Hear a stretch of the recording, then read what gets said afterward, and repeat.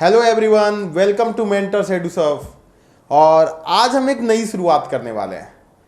हमने बच्चों को पढ़ाया, हमने उनको सही रास्ते दिखाए, अब उनकी सफलता की कहानी आपके साथ शेयर करने वाले हैं इस पॉडकास्ट के जरिए।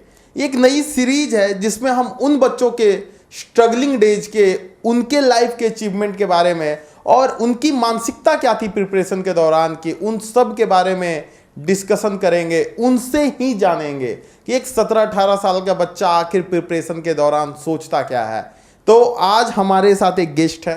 अब गेस्ट ही बोलना पड़ेगा, ऐसे तो मेरे पढ़ाए बच्चे हैं लेकिन हमें उन्हें गेस्ट ही बोलना पड़ेगा। उन्होंने नीट में बहुत अच्छा स्कोर किया है। तो मेरे साथ प्रिंस है जिसने 665 स्कोर किया है नीट 2023 में। तो प्रिंस, तुमको बहुत बहुत बधाई। और मेरे तरफ से, पूरे परिवार मेंटर्स एडू सर्व के तरफ से, तुम फ्यूचर में बहुत अच्छे डॉक्टर बनो, देश समाज सबका नाम रोशन करो, हमारी यही कामना है। तो प्रिंस, सबसे इंपॉर्टेंट बात है कि कैसा महसूस हो रहा है? रिलीफ है, नर्वस हूँ, एक्साइटेड हूँ। आई थिंक मिक्स फीलिंग है, सारी चीज़ें हैं, बहुत चीज़ें हैं, एक्साइटेड हूँ, नर्वस, सारी। तो प्रिंस, मार्क्स तो तुमने पहले मिलाया होगा, यस ऑफ कोर्स, एग्जाम देने के बाद। Yes sir. और एग्जाम देने के बाद, मार्क्स मिलाने के बाद, लेकिन एक होता है कि जब तक वो एक रैंक कार्ड नहीं आता, रिजल्ट नहीं आता, तब तक एक थोड़ा सा अंदर से नर्वसनेस, एंजाइटी बनी रहती है। तो रिजल्ट तो कल आया, हाँ। नाइट में आई है रिजल्ट, Yes, ठीक है। तो तुमने उसी समय देखा होगा। Yes sir. किसके साथ देखा? मैं सोने वाला था तो दोस्तों ने फ़ोन किया कि जैसे रिजल्ट आने वाला है, तो थोड़ा बहुत सर्वर का प्रॉब्लम था। मम्मी पापा बार बार बोल रहे थे कि जैसे सो जाओ। लाइट ऑन ही था, मम्मी पापा बोल रहे लाइट ऑफ करके जल्दी। अच्छा, फैमिली के साथ सोए थे, मम्मी पापा के साथ? Yes sir. तो लाइट ऑन था तो मम्मी पापा बोल रहे कि जल्दी से ऑफ करो, सो जाओ। मैं बता रहा हूँ उनको। मैंने सोचा कि रिजल्ट जैसे ही आ जाऊँगा तो उनको बता दूंगा। फिर उनको बताना पड़ा कि रिजल्ट आने वाला है, तो मम्मी पापा भी साथ में, वो भी नहीं सो पाए तो साथ में देखें। फिर उनकी जैसे ही उन्होंने स्कोर फिर देखा तो उनकी एक्साइटेड, अलग इमोशन होती है। मैं माता पिता की इमोशन तो अलग ही होती है, अपना से ज्यादा इमोशंस मम्मी पापा की। सही बात है। हाँ। तो मतलब पूरी फैमिली के साथ तुमने देखी। तो प्रिंस औरंगाबाद डिस्ट्रिक्ट से बिलोंग करते हैं, बिहार के एक छोटे से कोने में, और मेंटर्स में 1 ईयर क्लासरूम प्रोग्राम में इनरोल थे प्रिंस। सब लोग ये बात समझता है कि सक्सेस के बाद लोगों के आसपास भीड़ बढ़ जाती है और हर आदमी को वाहवाही, शाबाशी और उनके उस सक्सेस में उनका रोल क्या है, इसके बारे में बात होने लगती है। लेकिन बेटा, हमारे इस युग में भगवान राम को भी संघर्ष करना पड़ा है राजा बनने के लिए। तो मुझे लगता है कि आपको भी संघर्ष करना पड़ा होगा, आपने भी स्ट्रगल देखा होगा। तो मैं थोड़ा इंटरेस्टेड हूं जो स्ट्रगल आपने किया है। देखिए, ये आपने काफी एक अच्छा स्कोर किया, आप और भी अच्छा कर सकते हैं, आगे करिएगा भी जिंदगी में। लेकिन अभी जो इंपॉर्टेंट है कि आपको जो रिलीफ मिला है, ठीक है, उसके पीछे कहीं ना कहीं वो स्ट्रगल होगी जो आपने किया होगा। जितना मैंने R&D आपके बारे में किया, मुझे पता चला ये आपका सेकंड अटेम्प्ट था। मतलब सेकंड ड्रॉप था आपका ये एक तरह से, ठीक है, एक तरह से थर्ड अटेम्प्ट हो गया आपका। तो सेकंड ड्रॉप मुश्किल फैसला होता है। तो इस स्ट्रगलिंग लाइफ के बारे में कुछ बताओ बेटा। स्ट्रगल तो सर मैंने बहुत की है, स्टार्टिंग से ये स्ट्रगल, बहुत सारी चीज़ें। अच्छा, तुमने 10-12 कहाँ से किया?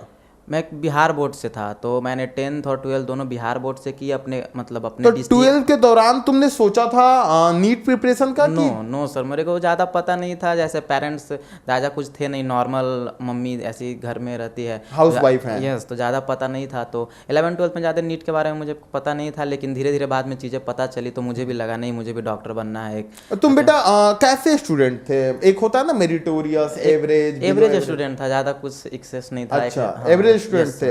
12 में क्या परसेंटेज रहे थे आपके? 80% थे। 80%, हाँ, मतलब आप एवरेज की कैटेगरी में थे और बिहार बोर्ड से थे। और आपने बिहार बोर्ड से अगर पास की थी तो क्या आप पटना से आए थे कि औरंगाबाद में ही थे? नहीं सर, मैंने घर से 11-12 अपने नेटिव प्लेस पे थे। तो एक्सपोजर भी नहीं मिला होगा। नहीं सर। तो उसके बाद आपने नीट की तैयारी करने उसके बाद सोची? Yes sir. तो उसके बाद क्या हुआ?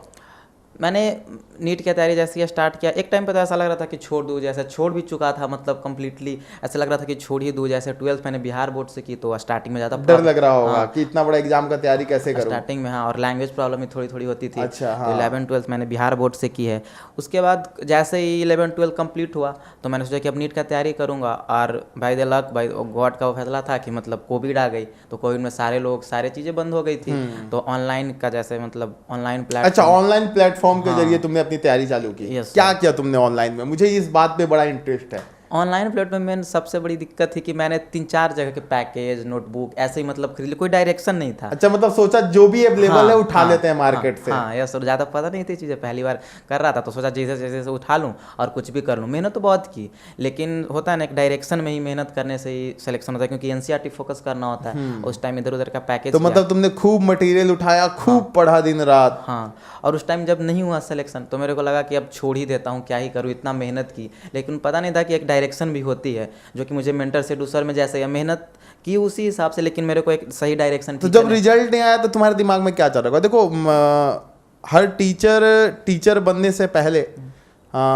स्टूडेंट तो रहता है। Yes sir. और मेरी अपनी एक्सपीरियंस है या दोस्तों की मैंने अपने जो लाइफ में देखी है कि बहुत से लोग अगर बहुत ज़्यादा मेहनत कर लेते हैं किसी साल और उनका अगर रिजल्ट नहीं होता तो वहाँ पे हार मान जाते हैं। और तुम जैसा कह रहे हो 4-5 जगह के मटेरियल बनाए, इतना मेहनत किए, तो एक बच्चे के लिए मुश्किल भरा फैसला रहा होगा। हाँ सर, वही तो बोल रहा हूँ कि मैंने सोचा था कि मैं छोड़ ही देता हूँ, अब क्या ही तैयारी करूँ, इतना मेहनत करने के बाद अब इससे ज़्यादा क्या ही हो सकता है। तो फिर क्या मोटिवेशन था तुम्हारा तो कि दोबारा मैं ड्रॉप लेके डॉक्टर बनूंगा? एक बच्चे के लिए सबसे ज़्यादा, उससे ज़्यादा उसके पेरेंट्स की इमोशन होती है। पेरेंट्स जब बोलते हैं कि अच्छा, ये किसका सपना था? पापा का सपना था कि मैं डॉक्टर बना। हाँ, पापा का डॉक्टर था कि एक बड़ा डॉक्टर बना। तो वो जब तुमने फैसला कर लिया कि मुझे नीट नहीं करना, तो आई थिंक पापा ने सपोर्ट किया होगा। यस सर, कि पापा बोले कि एक तैयारी करो, तुम्हें जो भी दिक्कत होगी मैं तुमसे मतलब फेस कर लूंगा, तुम्हें कोई दिक्कत नहीं होगी। फिर तुम मेंटर्स आ गए। हाँ, पटना है मतलब। हाँ, पटना में तुमने तो ऑफलाइन कोचिंग ली? हाँ, प्योर ऑफलाइन। हाँ, 1 साल के लिए। हाँ, यहाँ पे। अच्छा, तो तुमने जब इनरोल किया तो स्टार्टिंग से बताओ, ये मेंटर्स का अपना सफर जो है ना, इसको थोड़ा स्टार्टिंग से मुझे बताओ कि ये कैसा रहा। तुमने तो ज्वाइन किया होगा, फिर तुमने क्या क्या किया? मतलब अगर एक से मेंटर्स में बहुत बच्चे पढ़ते हैं, ठीक है, और उन बच्चों के लिए भी एक गाइडेंस होगा कि प्रिंस भैया ने ये किया, मेंटर्स में आए, ऐसे ऐसे किए, उनका रिजल्ट हो गया। तो बेटा थोड़ा इसको डिटेल में मुझे बताओ कि तुम आने के साथ क्या किए, तुम्हारा जो पढ़ाई का फोकस था वो कैसा था? सब पहले तो यहाँ के पहले सेल्फ बिलीव कि आप टीचर पे बिलीव करो, एक सिस्टम पे बिलीव करो। मैंने टीचर पे कम्प्लीटली बिलीव कर लिया कि हाँ जो पढ़ा रहे बिल्कुल सही पढ़ा रहे हैं, उन्हीं के डायरेक्शन को फॉलो करता था, हमेशा मिलते रहता था, जब भी थोड़ा बहुत टेंशन होती तो उनसे मिलते रहता था। बेटा एक बड़ा इंपॉर्टेंट क्वेश्चन होता है, ठीक है, कि टेस्ट सीरीज बहुत बच्चों के दिमाग में है, अभी भी जो बच्चे तैयारी कर रहे हैं उनके दिमाग में है कि टेस्ट सीरीज का कितना अहम रोल है। टेस्ट सीरीज का बहुत ही ज़्यादा रोल है। मतलब मैं तो हमेशा ऐसे भी मेंटर्स में तो 3 टेस्ट होते थे, सब वीकली 3 टेस्ट होते थे। एक मतलब लगभग 2 दिन के गैप पे हो ही जाते थे, तो टेस्ट देता था, उसके बाद एनालिसिस वहीं पे होती थी, सर लोग करवाते थे तो उसका एनालिसिस करता था। टेस्ट बहुत इंपॉर्टेंट है नीट के, मुझे लगता है ऐसा पर्सनली कि नीट मार्क्स तो कभी कम आए होंगे। आनंद सर से मुलाकात हुई होगी। हाँ सर, वो मतलब जैसे ही क्लास व्लास कभी चलते रहती थी तो अचानक से सर आ जाते थे और मतलब ऐसे ही मार्क्स पूछ लेते थे, मतलब ऐसे ही सडनली कि किसका कि तुम्हारा कितना स्कोर है। उस टाइम उसके बाद थोड़ा सा डांट तो पड़ती होगी। हाँ, डांट तो पड़ती थी। उसके बाद सर मोटिवेट भी करते थे, ऐसा नहीं कि सिर्फ डांट पड़ती थी, उसके बाद हेल्प करते थे कि यार चलो ऐसे पढ़ो, ऐसे करो, अपनी स्ट्रगल कहानी बताते थे तो उससे आप मोटिवेट होते थे। ऐसे ही अपनी बताते थे कि मैंने ऐसे किया, तो हम लोग को भी लगता था नहीं ऐसे करना है और सर को रैंक देना, एक अच्छा कुछ करके। तुमने मेंटर्स का मॉड्यूल बनाया था कि नहीं बनाया था? हाँ, मैं सर एक ही फोकस रखा और वो सिर्फ था मेंटर्स का मॉड्यूल। मतलब अपनी गलती से सबक ले लिए हाँ थे। सर, मैंने क्योंकि पिछली बार 3-4 मॉड्यूल बनाया था, तो उसके बाद मुझे पता चल गया कि नहीं सिर्फ एक पे फोकस करो, मेन है कि आप टीचर पे बिलीव करो और उसका जो सिस्टम है उस पर बिलीव करो, आपका सही होगा। तो पूरा मॉड्यूल तुमने बनाया, टेस्ट सीरीज तुमने दिया। और देखो बेटा, as a teacher, as a senior mainly मैं तुम्हें ये बताऊंगा कि मेरी भी राय कुछ ऐसी ही है कि जब हम एक पाथ पे होते हैं ना, वो एक ब्रूसली का डायलॉग है ना कि मैं 10,000 पंच जानने वालों लोगों से नहीं डरता, मैं उनसे डरता हूं जो एक ही पंच को 10,000 टाइम्स प्रैक्टिस करते हैं। ये बहुत बड़ी चीज़ है, कंसिस्टेंसी बहुत बड़ी चीज़ है, सिंगल सिस्टम पे बिलीव बहुत बड़ी चीज़ है। और वो हमें बहुत कहीं ना कहीं आगे लेके जाता है। तो उसके बाद क्या, मतलब ये जो लास्ट 1 मंथ की जब बारी आती है तो मेनली जो बच्चे हैं ना वो पैनिक कर जाते हैं, क्योंकि मैं जानता हूं इस बात को, पढ़ना एक अलग चीज है और उस चीज को रिवाइज करना। तो लास्ट 1 मंथ का तुम्हारा सफर कैसा था? मैंने तो जैसे ही सर ने बताया, मैंने सबसे पहले तो वो मेंटर्स का ऑनलाइन क्रैश कोर्स स्टार्ट हाँ, हुआ था। हमने ऑनलाइन क्रैश कोर्स हाँ, लॉन्च तो किया मैंने था। वही पकड़ा क्योंकि सारी चीज़ें तो कंप्लीट हो गई थी, बस मतलब जल्दी जल्दी उसको फास्ट रिवीजन करना था, उसमें मैं भी था। हाँ, तो सर उसका तो फ्लूइड मैकेनिक्स का तो क्वेश्चन भी आ चुका हाँ, है। Thank you. न्यूट में क्वेश्चन आ चुका था, तो बिल्कुल आया था। हाँ, तो वैसे रिवीजन किया और साथ में टेस्ट भी वहाँ पे होते थे ऑनलाइन, तो वो भी देता था, साथ में ऑफलाइन होते थे वो भी देता था। मतलब कंप्लीटली मेंटर्स पे बिलीव किया, यहाँ के टेस्ट सीरीज को, टीचर को, और मेरे लिए चीज़ें वो सही हुई।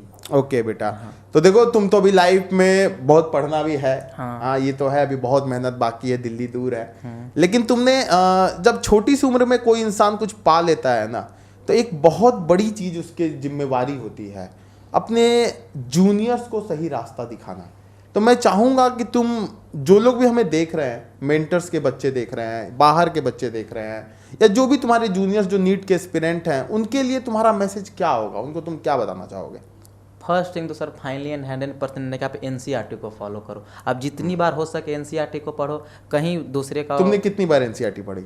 मैंने तो बायो की लगभग कंप्लीटली 10 बार खत्म कर चुकी। अरे बाबा, 10 10 टाइम्स। हाँ, कंप्लीटली 10 तो बार। ध्यान दीजिएगा बच्चों इस बात पे। हाँ, इसीलिए practice makes a man perfect. इसलिए मेरा बायो में स्कोर भी ज़्यादा है सर, क्योंकि उधर 355 है मेरा बायो ओ, में। 355। हाँ, आउट ऑफ 360 प्रिंस ने 355 स्कोर किया है, मतलब एक क्वेश्चन गलत किया है। एनसीईआरटी को फोकस करना है। और कुछ बातें जो तुम जूनियर्स को बताओ। पहली बात तो एनसीईआरटी फॉलो करना है। दूसरी, अपने सेल्फ बिलीव रखना है और सिस्टम पे बिलीव करना, जो पहले भी मैंने बताया कि आप सेल्फ बिलीव रखो, सिस्टम पे बिलीव करो, सारी चीज़ें सही होंगी। क्योंकि ये फेज में ऐसा बहुत बार अप्स एंड डाउन्स होते होंगे जब दिमाग में ये चलता हो कि मुझसे नहीं हो पाएगा। हाँ, ऐसा वो बिलीफ सिस्टम ही है जो आपको मजबूती देता है, इंटरनल स्ट्रेंथ देता है, जो आप लड़ सको। जैसे अगर एग्जाम में आपका स्कोर कम है तो आपको लगता है कि नहीं वहाँ का बना लूँ, यहाँ का बना लूँ, उस सिस्टम पे नहीं, आप एक सिस्टम पे बिलीव करो। मेंटर्स पे मैंने किया और मेरे साथ चीज़ें बहुत सही हुई। तो पहले तो एनसीईआरटी फॉलो करो, दूसरी आप सेल्फ सिस्टम पे रखो, और तीसरी शॉर्ट नोट्स आप जरूर बनाओ। हाँ बेटा, मैं इस पॉइंट पे आना चाहूंगा। ये शॉर्ट नोट्स का क्या है? जैसे मार्केट में, मैं सॉरी काटने के लिए तुम्हें, लेकिन मार्केट में भी हैंडबुक टाइप की चीजें अवेलेबल है। क्या वो बेनिफिशियल है कि खुद से बनाया हुआ शॉर्ट नोट बेनिफिशियल है? नो सर, मतलब वो तो एक टीचर के द्वारा बनाया गया है। आप खुद से बनाओ तो चीज़ें आपको ज़्यादा याद रहेंगी, आप उसको लास्ट में आपको बहुत हेल्प करेंगे। हम लोग को तो जैसे ऑनलाइन मिल गया तो कुछ ज़्यादा ही हेल्प हो गया, और सेल्फ नोट्स भी बनाए हुए थे जो सर ने बताया था। तो शॉर्ट नोट्स तो बिल्कुल इंपॉर्टेंट है। आप खुद से बनाओ, मार्केट से कोई भी चीज़ नहीं खरीदो, आप सेल्फ बनाओ, आपको ज़्यादा चीज़ें याद रहेंगी। मतलब मेनली सारी चीजों का मैं निष्कर्ष निकालूं तो सेल्फ बिलीफ बहुत जरूरी है, शॉर्ट नोट जरूरी है, हाँ, और पढ़ाई एनसीईआरटी बेस्ड बस होनी है। एनसीईआरटी जरूरी है। हाँ, ये 3 चीजें हैं जो जूनियर्स को। तो जूनियर्स इस बात का ध्यान रखिए, आप लोग अपने सीनियर प्रिंस भैया से ये बात समझ लीजिए। और प्रिंस, आगे के क्या प्लान्स हैं फ्यूचर के? कॉलेज तो कुछ दिमाग में चल ही रहा होगा, ऑफ कोर्स एमसी जाने सोचे होगे, ठीक है? तो वहाँ जाके पढ़ाई करनी है, आगे फ्यूचर में नाम परिवार करना है, पैसे कमाने हैं, क्या सोच रहे हो? ड्रीम क्या है? देखिए सर, पैसे तो सबको कमाना होता हाँ, है। बिल्कुल। आपको भी कमाना है, मेरे को जो हाँ, भी कर रहे बिल्कुल, मुझे ज़्यादा कमाना है। तो सबको कमाने हैं सर। तो मतलब पैसा तो कमाना ही है। साथ में जो जहाँ से मैं आता हूँ तो वहाँ पे हेल्थ सिस्टम इतनी सही नहीं है। आप एक छोटे से कस्बे में रहते हो तो हेल्थ सिस्टम उतनी तो सही होती है। मुझे उसे सही तरीके से, प्रॉपर तरीके से मतलब सही करना है, ताकि वहाँ के लोगों को, जैसे कोविड टाइम में मैंने देखा था, कोविड टाइम में हम लोग जब छोटे कस्बे में तो ज़्यादा मतलब दिक्कत होती थी, कुछ भी तो डॉक्टर नहीं पहुँच पाते थे। तो उसको मुझे सही करना है। अपने एरिया को एक तरह से, एक इमोशन जुड़ा हुआ है उस मिट्टी के साथ, तो उसको हमको आगे ले जाना है। छोटी उम्र में इतनी बड़ी बातें, it's really proud for me कि तुम मेरे स्टूडेंट हो या मेंटर्स के स्टूडेंट हो। इतनी गहरी बात हो, इतनी बड़ी सोच के लिए तो मेंटर्स एडुकेशन तुम जैसे बच्चों के कारण ही जाना जाता है। कोई सिस्टम बनता है तो अपने बच्चों से बनता है। जैसे एम्स बनते हैं अपने डॉक्टर्स से, आईआईटीज बनते हैं अपने स्टूडेंट इंजीनियर्स से, उस तरह से मेंटर्स तुम जैसे बच्चों के कारण आज मेंटर्स हैं। और मैं चाहूँगा कि तुम इस बात को समझाओ बच्चों को कि अगर उनका पाथ राइट है और उनको अगर बीच बीच में कभी कभी तनाव भी आती है तो वो कैसे उस चीज़ को दूर कर सकते हैं। क्योंकि तुम्हारे लाइफ में तुम जैसा दिखा रहे हो स्ट्रगल था, तनाव तो आए होंगे बेटा। तो उस तनाव को तुमने कैसे दूर किया? मेंटर्स में जब तुम थे तब भी तनाव आए होंगे, उस तनाव को कैसे दूर किया तुमने? Of course up and down तो सबके लाइफ में आते ही हैं। तो तो मुझे था कि मैं ना ज़्यादा इंट्रोवर्ट टाइप नहीं था, तो आप टीचर से मिलो, आप ज़्यादा से ज़्यादा पेरेंट्स से बात करो, और दोस्तों से थोड़ा बहुत, मतलब ऐसा नहीं जैसे कि नीट में बोलते कि टाइम एकदम टाइम से पढ़ो एकदम 24, वो ऐसा भी नहीं करना है। आप थोड़े से टीचर से मिलो, पेरेंट्स से बात करो, थोड़ा दोस्तों से हंसी मजाक करो, आप इंट्रोवर्ट टाइप पे नहीं रहो, थोड़ा सा अपना लाइफ को हैप्पीनेस दो। तो मोर एंड लेस प्रिंस तुम कितना देर पढ़ लेते थे? 8 आवर, लेकिन रेगुलरली पढ़ा। 8 आवर कंसिस्टेंसी? हाँ, कंसिस्टेंसी, और अलग से क्लास होती थी तो वो मतलब 3-4 घंटे चलती थी, तो वो करता था मैं। वो करते थे? हाँ। मतलब more and 10 and 12 hours hard work. हाँ, ठीक है, लेकिन कंसिस्टेंट आपको पढ़ना है।